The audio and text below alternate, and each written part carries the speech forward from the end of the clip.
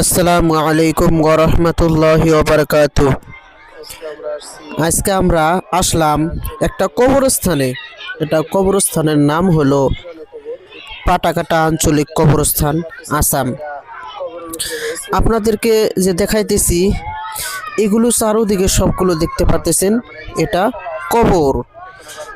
এই যে যে জায়গাটা উঁচা দেখতে পারতেছেন, এই নিচে একতলায় আছে আর উপরে তার উপর দিয়ে মাটি ফেলাইছে, আবার একটা পালা হইতেছে। তাই দেখেন কবর, কবর কি? কবর হলো পোকামাকড়ের ঘর, সাপ বিচ্ছুর ঘর। প্রত্যেক দিন কবর আমাদেরকে ডাকতেই থাকে। আমরা তো সারা দিই না, কোন দিন যে কবরের ডাকে সারা দিয়ে আল্লাহ আল্লাহ যে আমাদেরকে ডাক দিবে তা কেউ বলতে পারি নাই। তাই আপনাদেরকে বলবো যে আসুন ভাই, আমরা মুসলমান সকলেই আমরা আল্লাহর পথে চলি। আল্লাহ যেদিকে চলতে বলেছেন আমরা সেই দিকে চলি।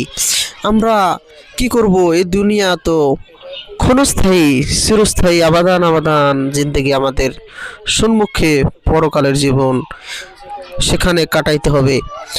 তাই কি করব আমরা? দেখেন দুনিয়া কিছুই না, 50, 100, 150 বছর বেঁচেই যাইতে হবে। কোনো মানুষ করলে এরকম নাই যে বর্তমান যুগে যে 200 বছর বাঁচছে। তাই আমরা সকলেই, এই মানুষটা যে দেখতে পারতেছেন এটা আমাদের জ্যাঠা হয়। সে মুরব্বী সাহেব অনেক কবর খোদন করেছে, কমসে কম 1500, 2000 কবর সে নিজে হাতে খুঁজেছে। তাই আমরা সকলে দোয়া করি তেনার জন্য, আল্লাহ তেনাকে হায়াত দারাজ করুক, আরও সকলকেই যেন সে যতদিন বেঁচে থাকতে পারে দুনিয়াতে এই ইসলামিক কাজ যেন করতে পারে। তাই আমরা সকলেই কবরকে ভয় করি। কবর হলো পোকামাকড়ের ঘর, সাপ বিচ্ছুর ঘর, নাই কোনো সাথী, নাই কোনো বাতি। আমাদেরকে তো যাইতেই হবে। আমরা সকলে আল্লাহর পথে চলি। আমরা এতদিন তো বাঁচব।